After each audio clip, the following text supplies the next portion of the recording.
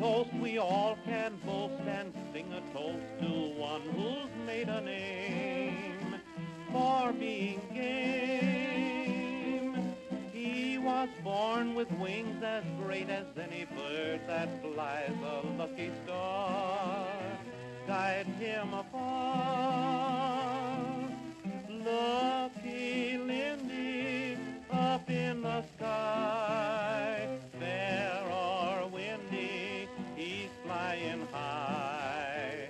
Fearless, fearless, knows every cloud. Back to God's country. Hitching rides in Utah wasn't quite bad in the early 1900s.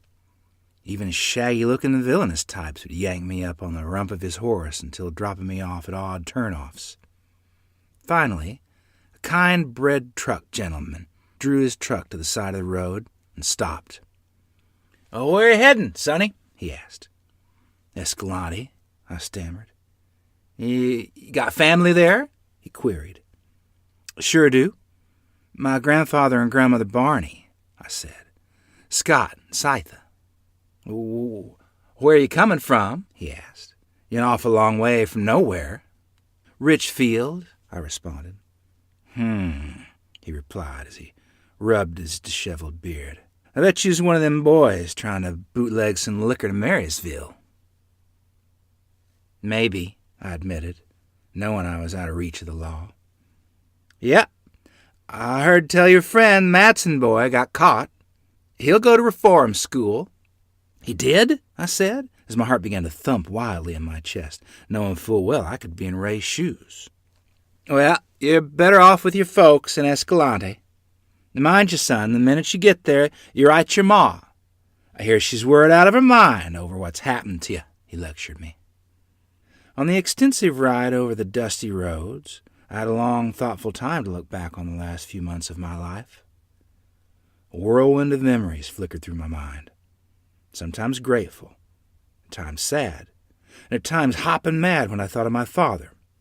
I can't recollect all the memories, but they're a mixture of the following.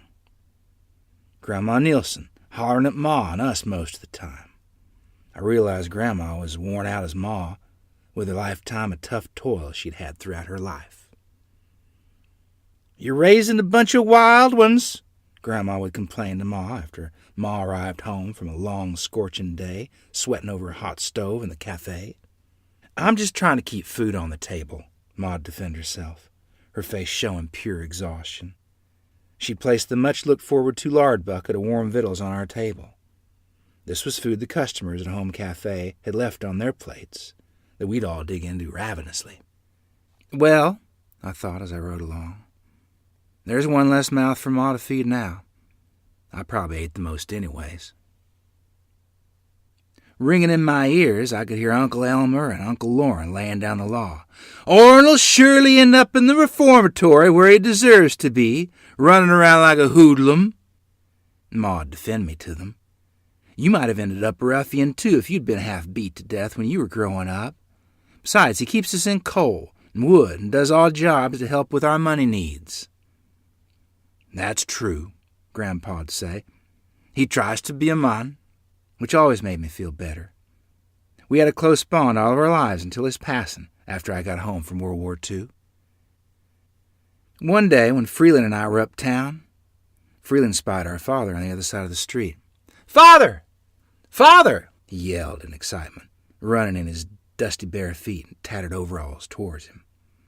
Father whipped around, realized others were watching, and stared down at his son who was hanging on his pants leg and said, "I don't know you. Get along, boy." I pulled Freeland away from our so-called father, tears stinging my anger-filled eyes, and screamed, "We don't know you either!"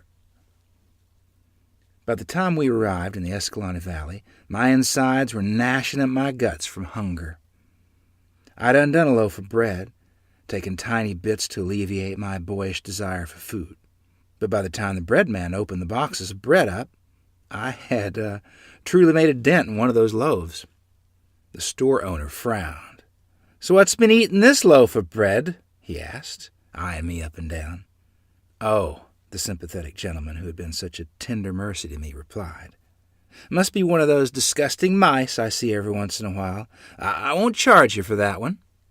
As I scampered off to the Barney clan, utterly relieved, knowing they'd care for me, the man's voice shouted a wise warning to me. "And mind you, boy, if you ever get back to Richfield, you stay away from that Madsen crowd." I didn't know for sure whether I was heading back to the hellhole, as my ma called it, or God's country that I longed to be back in. But either way, I was grateful to get out of Sevier County. "Well, you're a sight for sore eyes," Grandfather Barney welcomed me. "Your mother's been out of her mind with worry," they piped up. "I bet you're starving to death," Grandmother Barney said, as she rushed to place a large piece of bread with strawberry jam and a glass of milk on the table in front of me. The next evening, after I'd helped Vay with the chores and had a hearty supper, Vay said, "You're in for a wonderful treat. Father's got some new records for the Graffinola." "Have you heard of Lindbergh flying across the ocean?" Grandfather asked, a broad grin enveloping his face. "Kinda," I replied. "It's not a sad song. It's one of the best songs I've heard in years," Grandmother said. "Even better than your love songs?" Grandfather said as he winked at her. "Who's Lindbergh?" I asked. "Charles Lindbergh," Del piped up, proud to know. "He's an American aviator, a flyer. He flew his plane, Spirit of St. Louis, all the way across the Atlantic Ocean, all by himself, all in one go." "Sure would like to get up in one of those contraptions," Vay injected happily. "They wrote a song about him because he's a hero. We'll teach you the words." So I learned the words. "Lucky Lindbergh flew the ocean. What a flying fool was he. Lucky Lindy riding along." That was one of the happiest summers of my life. "I think I'll put you out on the sheep herd," Grandfather said as he thoughtfully rubbed his whiskers. "It'll do him a world of good," Grandmother agreed. "Sounds like life in Richfield was hard on the whole family." "Sure was," I agreed. "Especially your poor mother," Grandmother stated sadly. It was a welcome adventure to be out on the open range once again. I'd often picture my Uncle Freeland riding off into the sunset on a black stallion with me by his side. There were so many star-filled nights I was alone with the sheep, the warm air brushing my face.